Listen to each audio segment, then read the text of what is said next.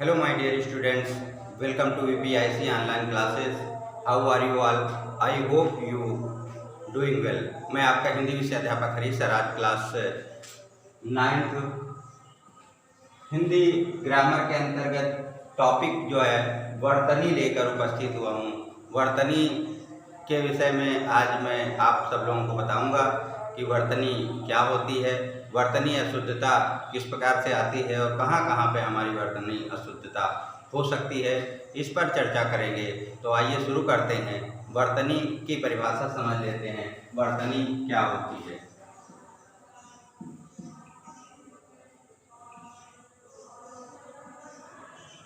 वर्तनी क्या होती है इसके विषय में जान लेते हैं।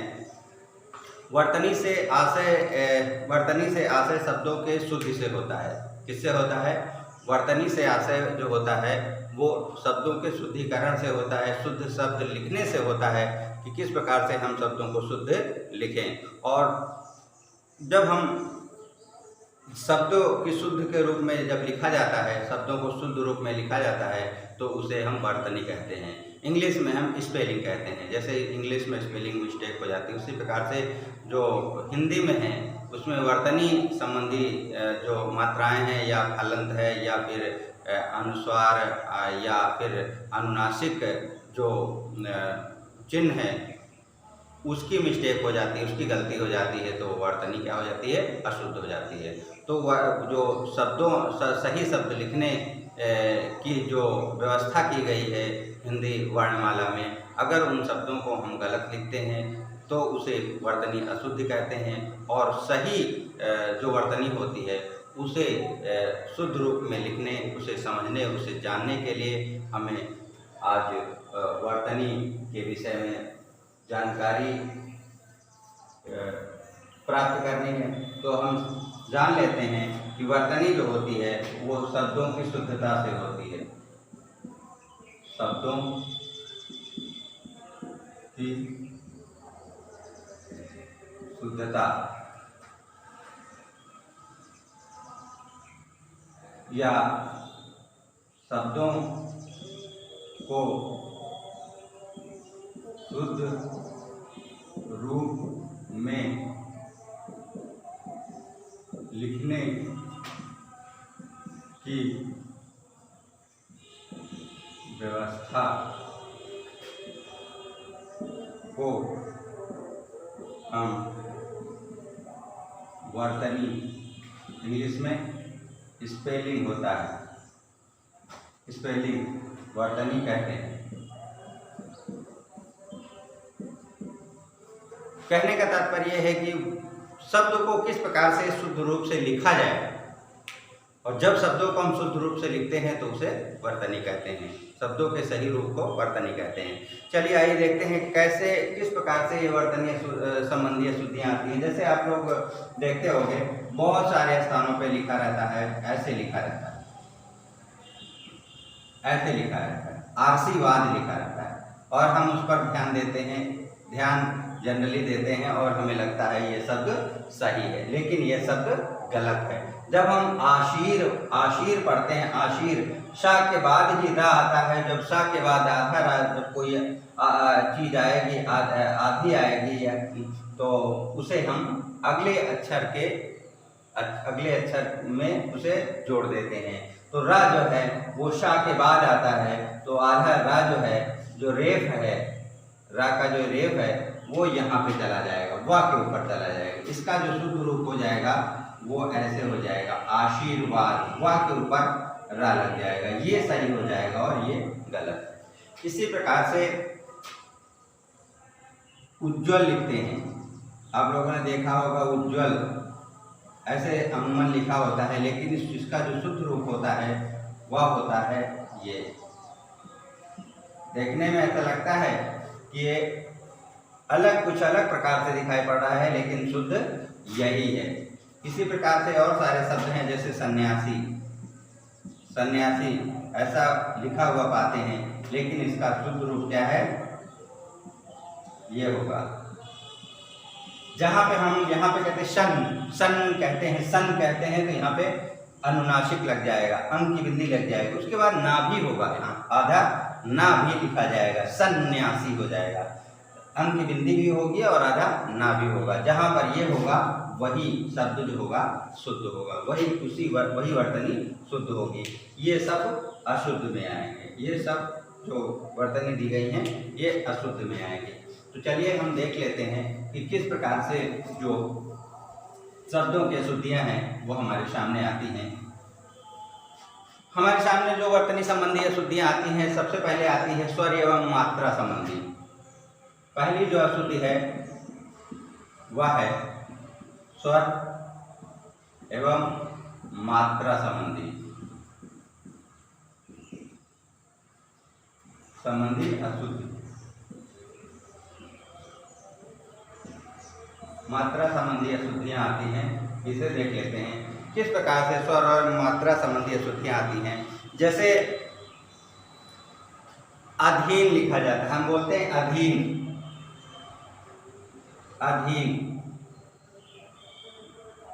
हम लिख देते हैं ऐसे, लेकिन ये जो अधीन है ये गलत है। क्या सही क्या है इसमें जो सही होगा वो आधीन होगा।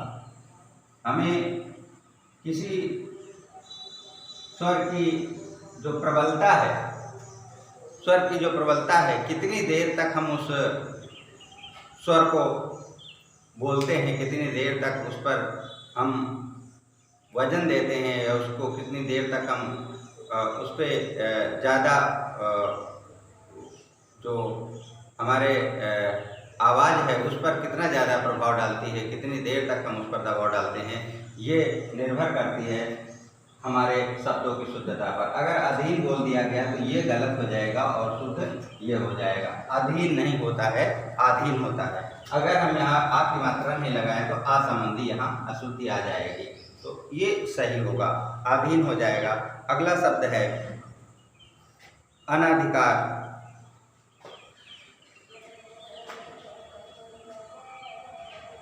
अगला शब्द जो है वो आ जाएगा अनाधिकार, आ जाएगा। अनाधिकार को देखते हैं।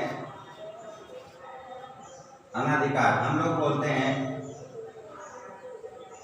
अनाधिकार बोलते हैं, लेकिन इसका जो शुद्ध रूप होगा वो अनाधिकार होगा। अन्न धन अधिकार, अनाधिकार होगा, ये सही हो जाएगा। इसमें भी जो स्वर संबंधी अशुद्धि हमें देखने को मिलती है। हम बोलते कुछ हैं और लिखते कुछ हैं, तो इन सब सारी जो स्वर एवं मात्रा संबंधी अशुद्धियाँ हैं वो इनमें देखने को मिलती हैं। यहाँ पे हम बोलेंगे स्वाध्याय, लेकिन ये गलत है। यहाँ पे होगा स्वाध्याय, क्या होगा? स्वाध्याय होगा, यहाँ पर स्वाध्याय होगा। इसके अतिरिक्त और बहुत सारे जो शब्द हैं, तिथि लिखते हैं, हम यहाँ पे तिथि लिखते हैं, लेकिन ये जो तिथि है वो क्या है? गलत है। तिथि कैसे लिखी जाएगी? ऐसे लिखी जाएगी। ये तिथि सही शब्द है, सही वर्तनी है।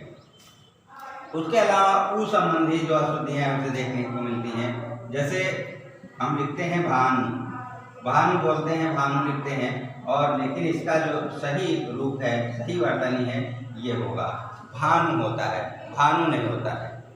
ठीक है। उसके अलावा हम बोलते हैं सुई, लेकिन इसका जो सही रूप है वो होता है सुई, ये होता है, ये सही है, छोटे की मात्रा होगी।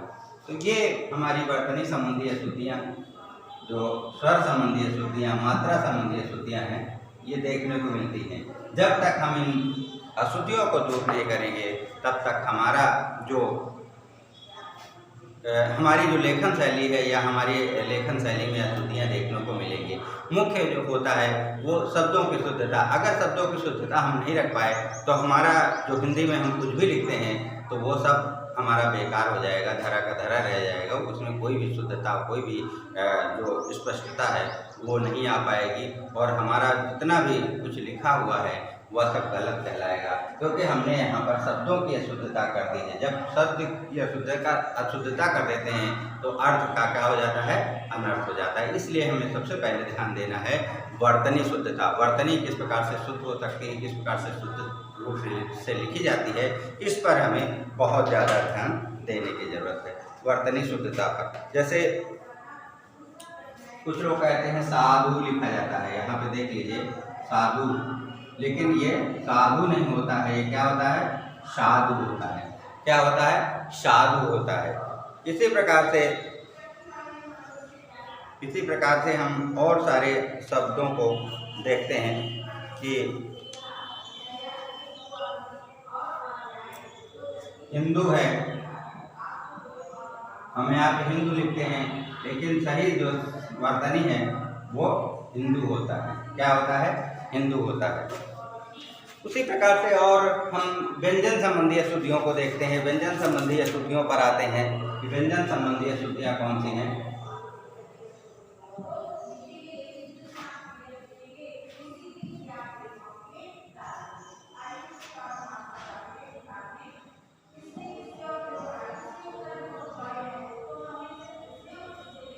व्यंजन संबंधी अशुद्धियों में हम देखते हैं कि व्यंजन संबंधी अशुद्धियाँ कौन कौन सी हैं।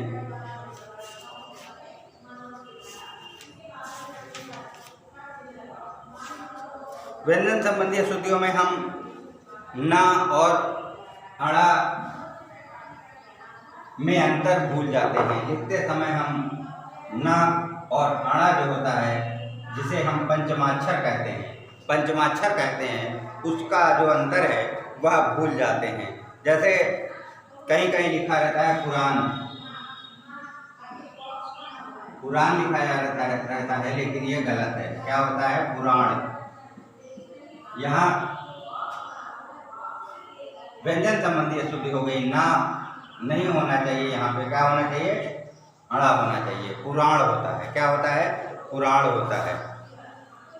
उसी प्रकार से बसंत लिखते हैं, क्या लिखते हैं, बसंत लिखते हैं, लेकिन ये बसंत सही नहीं है। क्या होता है, वसंत होता है। क्या होता है, वसंत होता है। तो ये व्यंजन संबंधी अशुद्धियों के अंतर्गत आती है। इसी प्रकार से वाल्मीकि लिखते हैं, लेकिन ये वाल्मीकि गलत होता है, वाल्मीकि होता है। क्या होता है, वाल्मीकि होता है। यहाँ पे वाल्मीकि के स्थान पर वाल्मीकि होता है। तो ये हमारी व्यंजन संबंधी अशुद्धियाँ हो गई। उसके बाद विसर्ग संबंधी अशुद्धियों को हम देखते हैं। विसर्ग संबंधी अशुद्धियाँ कौन कौन सी हैं।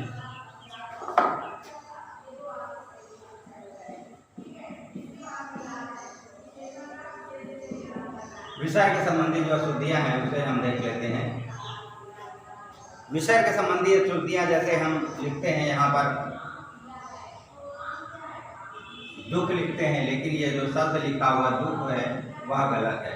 दुख किस प्रकार से लिखा जाएगा, ताकि बाद जो आएगा यहाँ पर विसर्ग लगा होगा। बिना विसर्ग के हमारी विसर्ग संबंधी अशुद्धि हो जाएगी। विसर्ग संबंधी अशुद्धि हो जाएगी। विसर्गों का हमें विशेष ध्यान रखना है। यहाँ पे निःशुल्क लिखते हैं, निःशुल्क लिखते हैं, लेकिन ये इसका जो सही रूप होगा वह निःशुल्क होगा। क्या होगा, निःशुल्क हो जाएगा। निःशुल्क हो जाएगा। ठीक है। इस प्रकार से ये विसर्ग संबंधी अशुद्धियाँ हैं और बहुत सारी अशुद्धियाँ इसमें देखने को हमें मिलती हैं। जैसे निशंक है, यहाँ पे होगा निःशंक, अर्थात बिना शंका के निशंक हो जाएगा। उसके अलावा हम देखते हैं मूलतः, लेकिन यहाँ पर सही जो रूप है वह मूलतः हो जाएगा। ये सही है। और इधर जो लिखी गई वर्तनी है वह अशुद्ध के दायरे में आती है। तो आप लोगों ने जान लिया होगा कि स्वर संबंधी अशुद्धियाँ, व्यंजन संबंधी अशुद्धियाँ और विसर्ग संबंधी अशुद्धियाँ क्या होती हैं और किस प्रकार से उसे सही किया जा सकता है। कुछ जो प्रमुख शब्द हैं उसको मैं यहाँ पे लिख रहा हूँ, आप लोग उन्हें देख लेना कि किस प्रकार से कुछ जो शब्द हैं, महत्वपूर्ण शब्द हैं जो आपकी क्लास में अधिकतर प्रयोग किए जाते हैं और आप लोग उसे गलत लिखते हैं। तो इधर देख लीजिए शुद्ध शब्द लिखे हुए हैं और इधर जो हैं वो अशुद्ध शब्द हैं, अशुद्ध। तो शुद्ध, सॉरी, इधर अशुद्ध कर देते हैं, अशुद्ध कर देते हैं, इधर शुद्ध कर देते हैं। तो देख लीजिए कौन कौन से अशुद्ध शब्द हैं उन्हें। रचयिता, रचयिता बहुत सारे लोग ऐसे लिखते हैं, लेकिन रचयिता जो लिखा जाता है वो ऐसे लिखा जाता है। इसी प्रकार से आशीर्वाद, यह आपको PDF में भेज दिया जाएगा, तब आप लोग लिख लेना। अभी आपको ऐसे बताया जा रहा है जानकारी के लिए। आशीर्वाद सही क्या होता है इसका? आशीर्वाद। इसी प्रकार से सन्यासी, सन्यासी सही क्या है? सन्यासी, सन्यासी होता है। इसके बाद ज्योत्सना,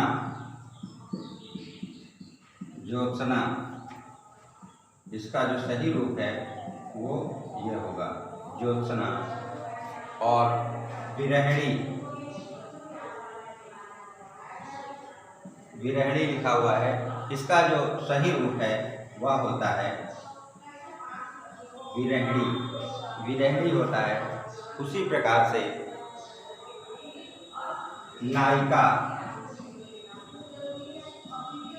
सही जो इसका रूप है वह होगा नायिका। क्या होगा? इस प्रकार से नायिका लिखा जाएगा। उसके बाद और बहुत सारे शब्द हैं, जैसे कालिदास हम लिखते हैं,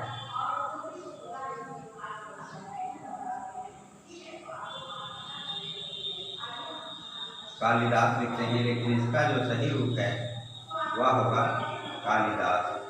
कालिदास होता है, कालिदास नहीं होता है। क्या होता है? कालिदास। कवित्री बहुत महत्वपूर्ण है, ये अक्सर आपके जो नोट्स बनाते हैं उसमें लिखने को आ जाता है। कवित्री, इसका जो सही रूप है वह होगा कवयित्री। क्या होगा? कवयित्री। तो ये बहुत कुछ महत्वपूर्ण जो शब्द हैं जो आपके डेली या रोज़मर्रा के जीवन में काम आने वाले शब्द हैं, जो आपके लिखते समय, जो आपके नोट्स बनाते समय ये शब्द अधिकतर प्रयोग किए जाते हैं। इन शब्दों की शुद्धता को आपने जान लिया होगा। और इस वीडियो के पश्चात जब इसका PDF कंप्लीट होगा तो मैं आपको इन शब्दों को भेज दूंगा, इस वर्तनी को भेज दूंगा और अपनी फेयर कॉपी में, ग्रामर कॉपी में इसे आप नोट कर लीजिएगा। और अगले वीडियो में हम विराम चिन्हों के साथ उपस्थित होंगे। वर्तनी शुद्धता के बाद हम विराम चिन्ह लेकर उपस्थित होंगे। तब तक के लिए आप लोग इस वीडियो को देखते रहें। नए वीडियो को देखने के लिए कुछ समय इंतजार कीजिए। विराम चिन्ह लेकर पुनः उपस्थित होंगे। तब तक के लिए थैंक यू वेरी मच।